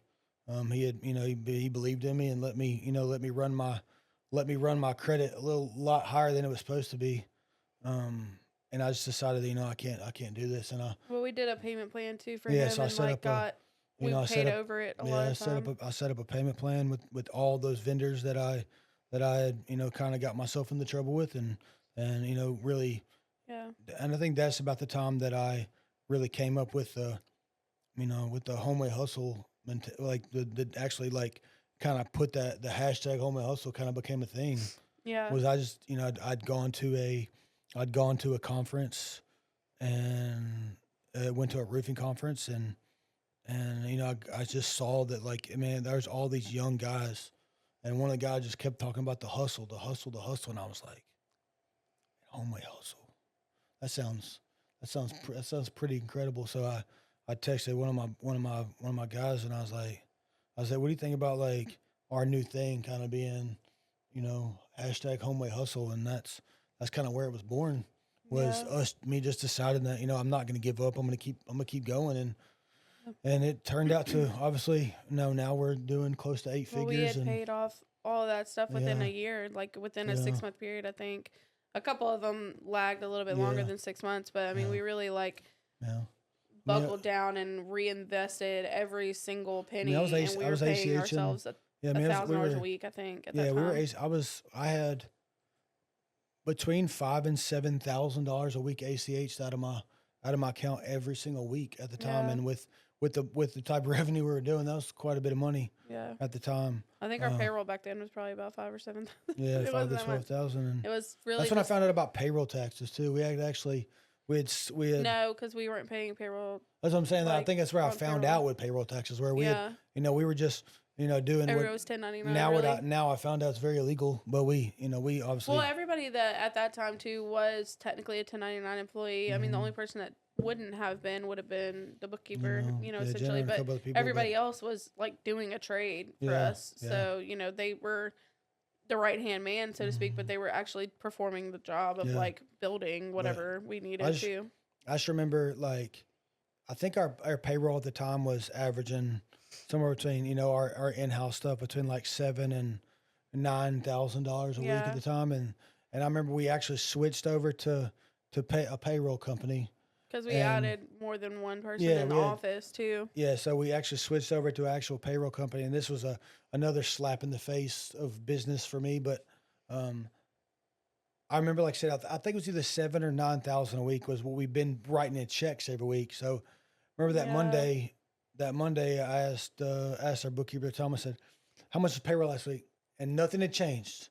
And she was like, "It was $12,000." I said, "12." I said it was 9 the week before.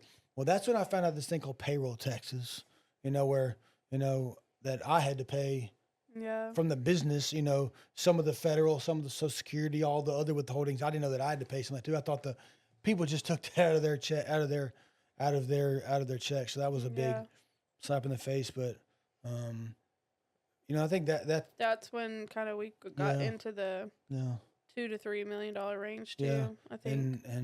And you had, I'd been to GrowthCon twice, and I remember Elena got up and talked, and dude, I hit me and Drew Hargrave were sitting there, and we were both like, dude, why in the hell are our wives here? Because I don't think you understood, like you knew, like you saw what I did, but I don't think like at the time, like you really understood the why behind it.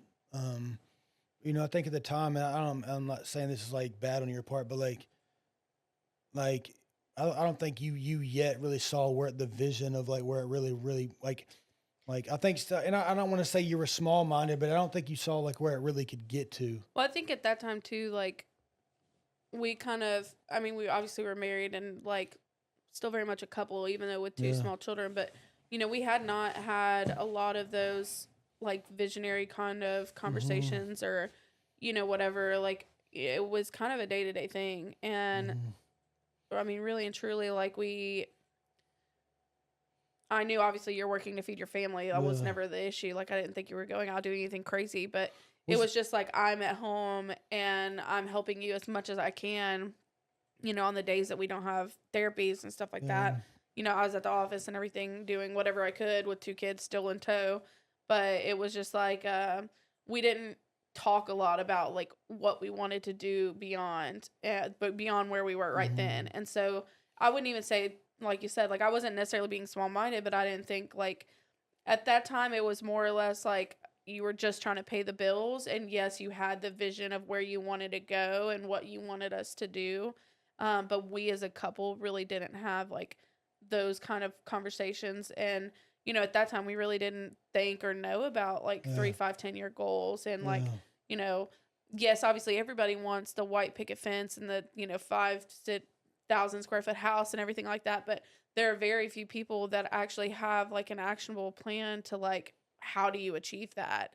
And so, like in our minds, like at that time, I obviously wanted those things, but for me, it was not,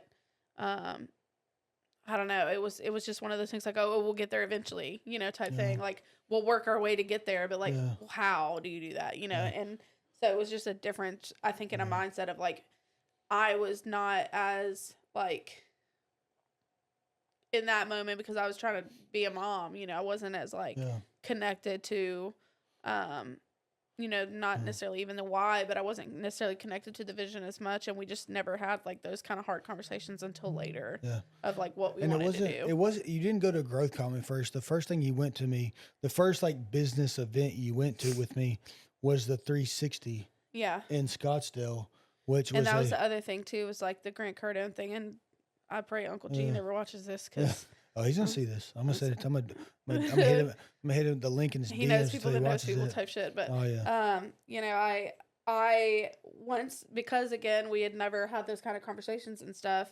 When you come home and you're like, I'm gonna do this and we're gonna do this and XYZ, and like you literally became obsessed with it. Like it was insane and annoying, and still is to this day. But, I was like, why do you want to go and spend XYZ money, doing this class when you could pay yourself that much more and we could make that much more as a family, or, and like, so I was not on board with it or anything because in my head, I'm sitting here like, you're spending unnecessary money that we don't necessarily need to spend to go to a class to like, type thing. And, at that point, I didn't understand that, like, going there and hearing people think bigger and have bigger goals for themselves and really have, like, like I said, an actionable plan of, like, how to get to that dream, that was, like, not in my head. So once I went to that class with you, then I kind of, like, understood a little bit more about your obsession. I still don't like it all the time, but, like, I think there definitely still needs to be a healthy balance of, like, living your life while you achieve those things in a way. I think that's one of the things that really annoyed the crap out of me, like when you were doing that stuff, is because, you were so focused on it and it did make you grind just that much harder. It made you kind of reignited a fire up under your ass pretty much. But, you were already working 80 hours a week and then you weren't coming home, really till 8 o'clock at night. And I'm like, hey bro, your kids are already asleep, so it was just that we were almost living two different lives. I mean, we were still connected. We were still talking and being very intentional in those ways, but we were disconnected as far as like that aspect of it. Like I was at home with the kids all day or at the office, and then you were out running jobs and stuff. And we just didn't have alignment. I remember that class that I finally convinced you to go to with me.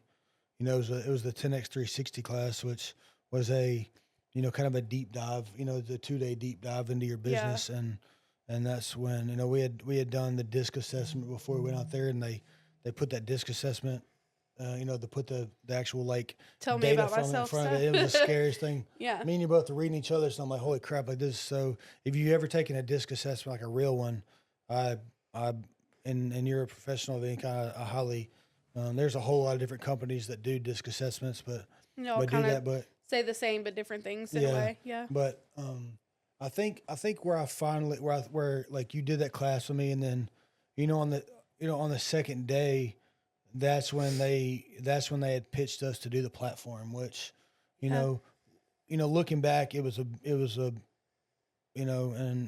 big mistake to do that. I wasn't quite ready. I didn't have the people. We did learn. I learned a hell much, of a lot, but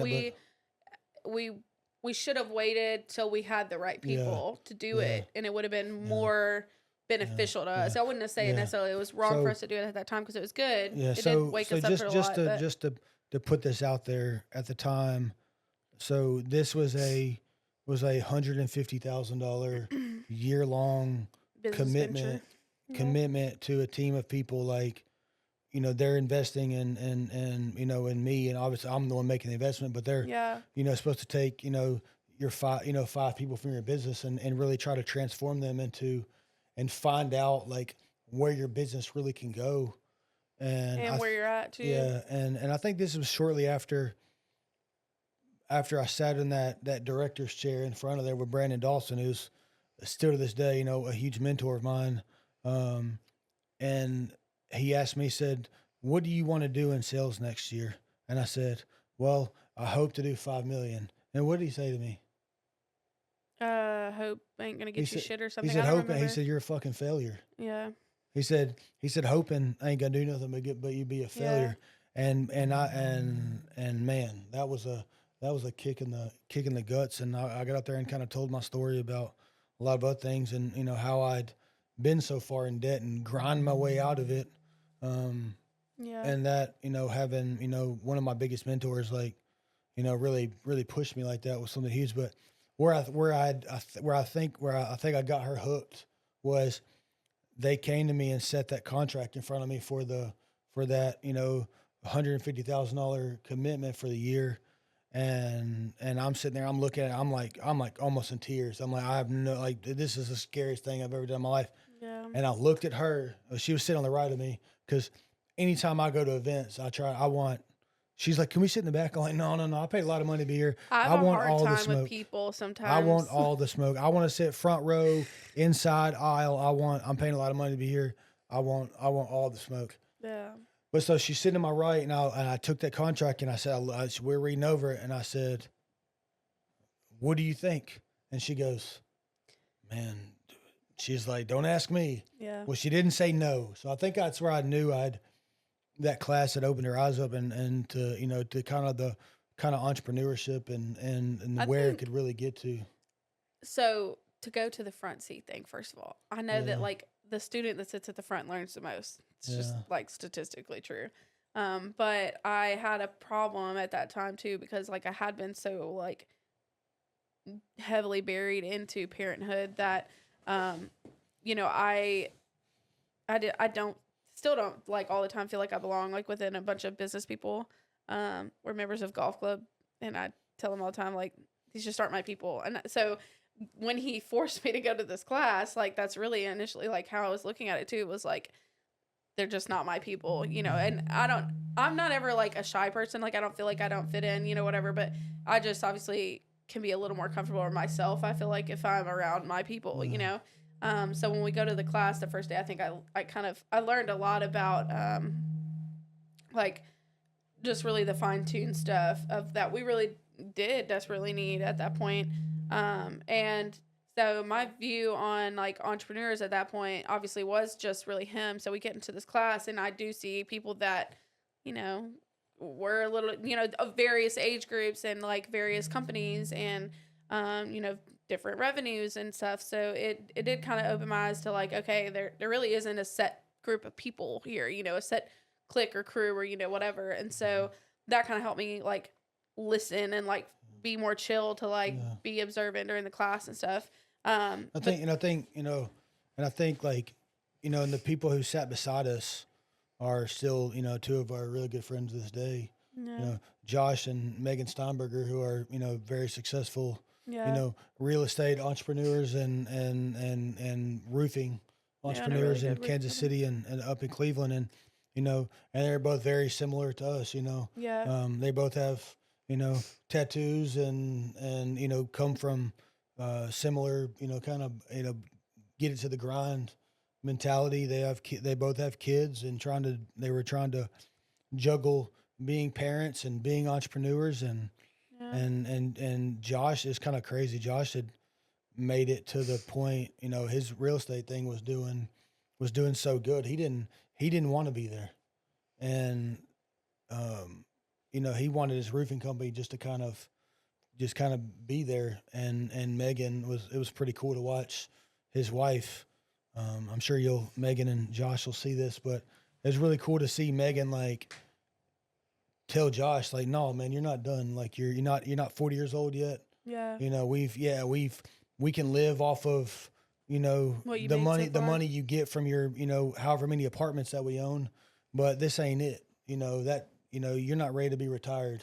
Yeah. You know, it's time to push." And so that's when they did the platform thing as well. And now he's got, you know, now he has 2 massive roofing locations, and, you know, he does stuff in Cleveland, which kills it, and Kansas City kills it. And this guy's on a whole nother level. I'm pretty thankful to have him. You know, he answers my phone whenever I need to, and me and him have met up a whole lot of conversations, but they're just getting into that world of, you know, of, you know, the 10X and the Cardone thing at the time was I still wasn't sold, and I'm still sketch. Yeah, it's it's a different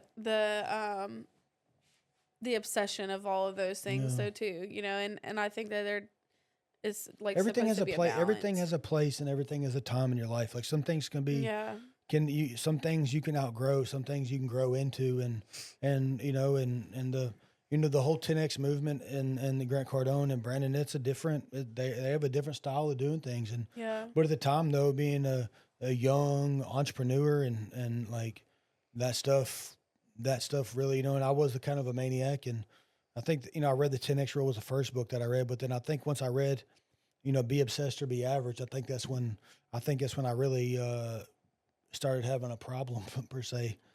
Meaning.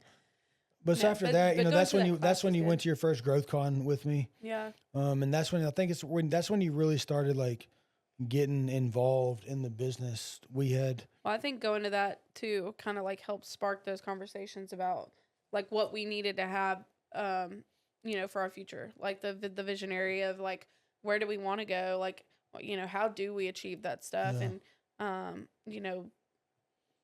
like that, a lot of me liking that class had to do with like, those people coming in, and like when I tell you those people are super dove into like all of our financials and helped us, budget some stuff. They helped us figure out like just where we needed profit margins to be for us to make, you need to make this much profit to buy this truck, and just stuff like that. And really that helped me kind of figure that part out. But also we kind of learned, about the visionary stuff and like SMART goals and, stuff like that. So that sparked us to have that kind of conversation with ourselves about where do we want to go? How do we want to get there? Do we want to do it in 3? Do we want to do it in 5? Do we want to do it in 10 years? Like, that. And I still think to this day, like, I will say that the initial goal is still ever evolving, like, I don't think that when we, became parents of a premature baby and we're starting out this company that we thought we would be here, and I don't think that in 5 to 10 years, we're going to be exactly where we want to be. We probably want it more, more than that. And so I think that kind of helps spark more of like an evolutionary type vision for ourselves and for obviously all the families that are, tied to us now. But then, after that, that's kind of when you more, like you started really understanding me and understanding my kind of craziness and passion, and you really came into the business of me, and you were able to really work together because I think you got closer after that, because before we were kind of separated. Like you were being a parent and I was trying to be a business owner, entrepreneur, plus go home and be a parent.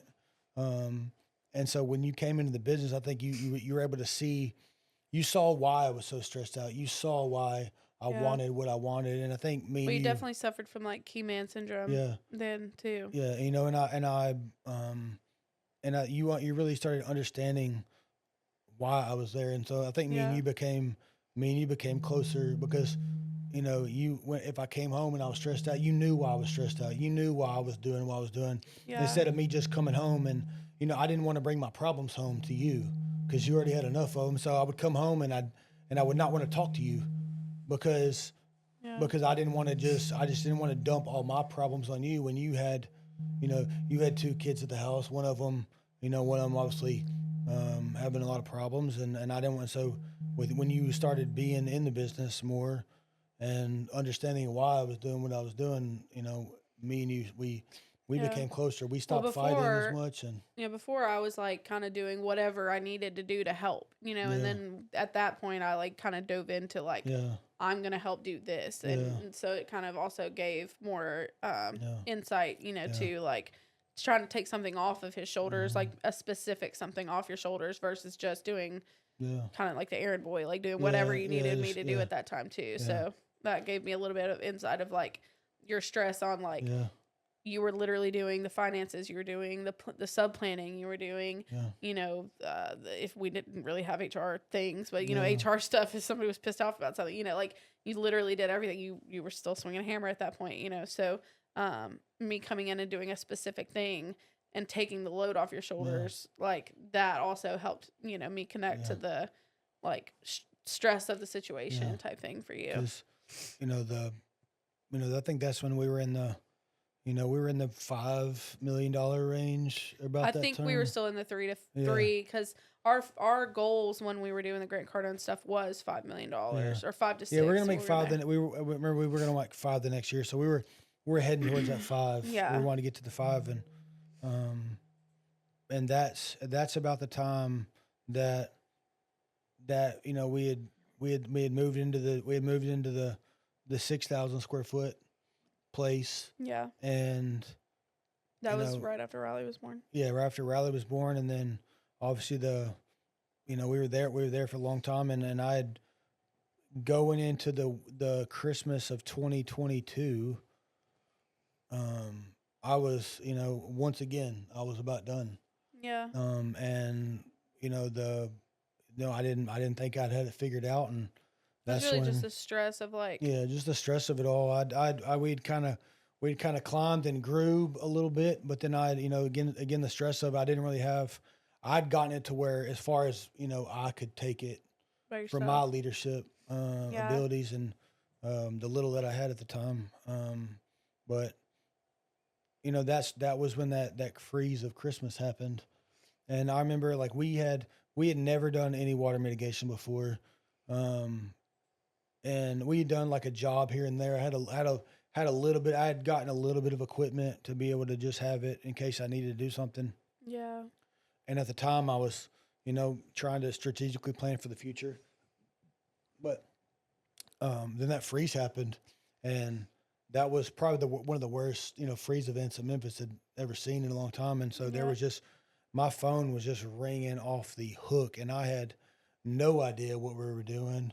It was me and Eddie and Alan and Tristan and Tyler.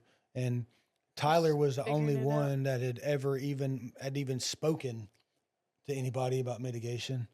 And Eddie and Alan had been obviously running all the recon projects, and Tristan. I think you had gone to your first IRCRC. We had taken a class. Yeah, I'd gotten my Tyler took it together, didn't you? Well, me and Tyler and Eddie had gotten our WRT, but that was. But you don't, no dig on the IRCRC, but you learn a little. You learn about the equipment, things like that. And I, being around the recon side of it, I'd seen so many jobs that had been demoed, and I'd seen all the equipment.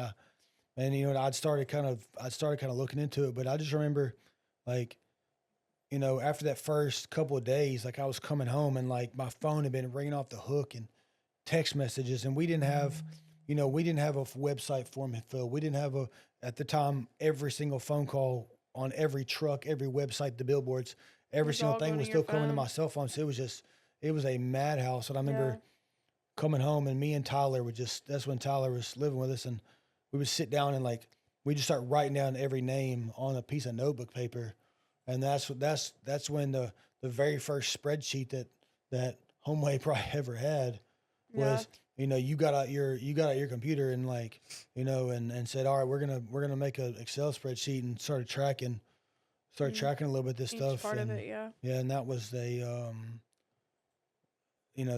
was 3 weeks of hell. Because we had a CRM, but it was it was very roofing. It was very roofing driven, oriented. but also I still don't even think that. Now we have Albiware, so Albiware is a little bit different. It's more geared towards this, but there wasn't at that time really that we had found a CRM that helped us know where we were in progress on all the jobs. So really the spreadsheet was not only to keep names, but it was also to keep track of we've done this, and we're here. And so it was mainly because of trying to help y'all because of everything. I didn't want y'all to be confused on did I get fans there? Did we already start the recon process there? All that stuff. So really the spreadsheet was born, mostly out of the organizational things. To have it, we're still super organized. And like I said, that was just 2.5 years ago, but it was a little over 2 years ago. But that was that's where that storm is really where I think we Homeway really found our stride in what we really were going to do for the future, getting more into the water mitigation thing, and then and that's about the time that Tiger came into the picture and brought some real structure. Yeah, it was right after that freeze of right in the beginning of 23. No, yeah, 23. Yeah. So right after that first freeze. That was the next freeze then. Because we're talking about 2022. Oh, yeah. Was it the next freeze? Yeah, it was the next freeze that he came in. No, it wasn't. It was the first one. No, he came in. It was Christmas of 22. He came in. He came in in the spring in February of 23. Yeah, he's been there 2 years. His 2 years is February 6th. Yeah, so he's already his birthday. Yeah, so that's when Tiger actually brought some stability to the Tiger's had ran multiple organizations and been a part of a bunch of different stuff, and me that was kind of too when we started delegating different things off of your shoulder to we got a claims person in to because at that time you were the only person talking to adjusters and you were the only person doing any kind of estimating and stuff like that. So I was still selling every single selling every job for retail. Yeah, for sure. Yeah, it was a hard time. But that we were trying at that time, right, even before Tiger came, to offload some of those duties onto other people from you, which obviously some excelled at and some didn't, and ultimately left or got fired. But I mean, I think that we're kind of trying to navigate to still being in charge of things and being owners and trying to know what to do and keep our hands in every bucket type thing,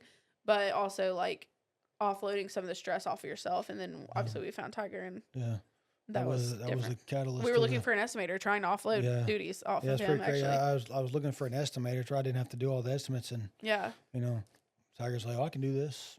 He's a super educated MBA. He was like, but I think what it came down to is at that time, I think that's where we were kind of starting to level out, and a lot of people just kind of they just wanted to come work with and for us. Yeah, is kind of where that was, and just because of our energy and most of them are still here. Yeah, and a lot of those people are still here. They saw the Homeway Hustle and they saw the vision and saw that what they thought that me and you could create and come and be a part of it. I think a lot of them too, and then I obviously speaking for other people, but they've told me 1,000 times. So, we're not very nonchalant about people and their families and things like that, like other businesses or other owners are. We try to take care of our people as best as we can, and honestly, they're our family, because they really are. I mean, if you think about it, at the end of the day, you spend the majority of your life with the people you work with and in your bed. So, I think that those people, not only because they believed in the vision that we had, kind of growing that, but also because they knew that we're going to take care of them. We're not going to just throw them out, in the snow with no coat on type thing. Yeah. So, and I guess that was the spring of 23. And then, you were still pretty heavily involved in the business for a long time. Then, we started, I was doing way too much and you were doing way too much. And that's when we kind of started, trying to delegate more and more off our plates. And, I started having less and less, day-to-day tasks, and to where I really start working on the business in it. And you doing the same, you kind of moving, taking away more and more tasks, or you could help me, work on the vision and work on the culture and coming up with, plans to really retain people and doing HR and doing some book work. And I think all that just really attests to our story and how we've, we always found a way to make it happen. Yeah. And now here we are, in our new, 13,000 square foot building that me and you fought over because, I'd found something that I thought would work, and me and her fought about it, and I was like, no, let's just do this. And then she kept on and kept pushing me, and she said, I found this building in Bartlett, the one that we're sitting in right now. And I was like, you wanted to do separate locations. I wanted to do. I would have fought so hard against the sizing thing, or even if they were next door to each other. But I told you splitting the company in half to two different locations. Yeah, but they were split. They were a couple doors down from each other in in the same complex. But I thought it was the one that was across. No, that was it was the one that was down. Yeah, it was the one a couple rows down. But she. Her and Tiger kept on me. It was like, no, I don't think it's a good idea. And I just told you to give me some time. I'm literally about to sign the lease on the other one, and I just didn't do it. And And then she called me and said, let's go look at this one. And I was like, I had to eat crow and shoe leather because I came to this building. I was like, whatever it takes. Like, this is it. This is our home. Yeah. And now here we are in a, because she got with a really good realtor, and shout out to Steve Young. And we found this beautiful place, 13,000 square feet, fully air conditioned, to where we can do our content storage and do our, and all, there's enough, I've already almost outgrown the office space. We have to build out a little bit, but at the time I thought was enough space for our office. And now here's our home. And now we have, now we've built we got a fully staffed leadership team with a controller and HR director, recons for directors for mitigation, recon, rebuild. We have, Everybody. we have, Miss Erica running, is the office manager, and a whole other slew of incredible people that are really running it. To where now, now me and you can really, really work on the vision of the company and where we really want to take it.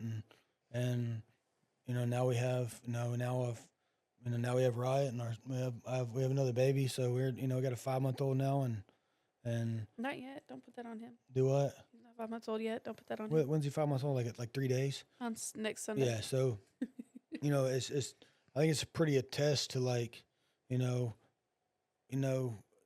story. I think our story is the Homeway Hustle. We never, now I'm gonna cry, but we've been through a lot of shit. Both in our relationship, with me and you, from your dad wanting to kill me to, just trials and tribulations through after that, and through college, and, us having different relationships during college, and then finding our way back to each other. And then, what it took to, get out of the bar scene together to build this business that we've, grinded and attested to. I think it's a pretty good statement. And I think this is something that, even though in the grand scheme of things, that me and you are really, really nobody, but, I think this is a story that could, that if, anybody took the time to watch this, and they have a, they have a partner that they believe in, that they think can, they believe in their partner, but they, they may not see it together. Just don't give up, because, a lot of, we've been through a lot of shit that would have made a lot of people give up, and could have taken the easy road. The easiest thing for me to have been doing back in the day would have been to, get a 9-to-5 with a pension and healthcare, and no, screw that. That's not what I wanted to do. I wanted to build a business that would allow me to, take care of my family and have free time, and make my wife not have to work and worry about it. And I still want to. I still choose to. Yeah. And and we're not quite there yet. I mean, we do well, and we have a quite a bit of free time, thanks to all the people that have helped offload some of the we've responsibilities. We've offloaded a lot of responsibilities to a lot of really incredible people, and for that I'm forever thankful. But I think this is a story that is worth telling, and I hope that anybody that watches this and like I said, has a struggle, or has something that they didn't think they could get past, or they're working on something that passed for now. Just like, look at us, like, we're just, 2 kids from Millington that, just met by weird happenstance, weird chance of, our friends wanting to get together for just a friendly teenage night out. And it's turned into, an 8-figure business. Senior pictures. Yeah. Mr. Ken. Really? Yeah. Is that what you told them? I didn't know that. No, that's not what I told them. That's what Kristen told them. Oh, I didn't know that. So, yeah. We've turned Friend that, group. we've turned that, turned that happenstance of just meeting into an 8-figure business with, 50 plus employees and more subcontractors. And most of our subcontractors should work for us for a long time. Yeah, they've worked for us for a really long time, and, multiple injections into the community. And we're part of a lot of networks in the restoration and the construction industry. And, yeah, me and you both are kind of becoming known in that world because of our passion, of our core values of, and what we've got our business too, you know, of being growth oriented, of being, you know, apologetically authentic, timely, you know, compassion, and then our going down our one team method that we do is a I think it's, like I said, I don't want to keep beating a dead horse, but it's a story worth telling. So you forgot to mention my 3 babies. No, yeah, and then now we have, you know, we have 3 beautiful children, and you know, we live in a very, very modest house on an incredible piece of property that we have. You know, we have a horse and have chickens and that I love to tear up every day. And a peacock and named Kevin. So anybody wants to see a peacock named Kevin, Ryan, I want you to plug this of my peacock when I'm telling this story. Make sure you plug my peacock in here. But I'll tell you a funny story. You're gonna do a feature photo of all your animals, just Barbie and Ghost just popping up. Yeah, so just a quick story. So I remember this was just a couple months ago when I guess, you know, peacocks kind of shed their tails or whatever. But his little tail was so pathetic, and he was trying to flex to all the chickens, and I'm like, all the hens. I'm like, bro, you ain't getting none with that little fan. And now that some gun's like 8 feet wide, 6, 7 foot wide, and it's he's huge. It's a pretty cool thing. But I'm just super fortunate to have had a partner and somebody that really never gave up on me, and, you know, is an incredible mom to our kids, and an incredible, you know, business partner. So, you have anything else? Thank you. Love you. So, you know, appreciate y'all. You know, listening to our story. I don't know if it got me crying at the end, if it was boring or if it was cool, but like I said, I hope our story can help you with something. If you got a struggle, if you got something going on in your life, you know, hopefully this could, you know, our story could reach out to you and help you. So I think this first episode we'll do just kind of like about us type thing. Yeah. That's our story. Here we are. Yeah, this is us. Next one we can talk about business. Yeah, now we can, you know, now we'll get into our. God, you ain't crying now. You know, Tiger is probably the next biggest person in our story. That's really, and so he's going to be up next. So y'all stay tuned, and we'll have episode 2 coming out soon. So thank y'all for watching, and we're out. See y'all. Peace.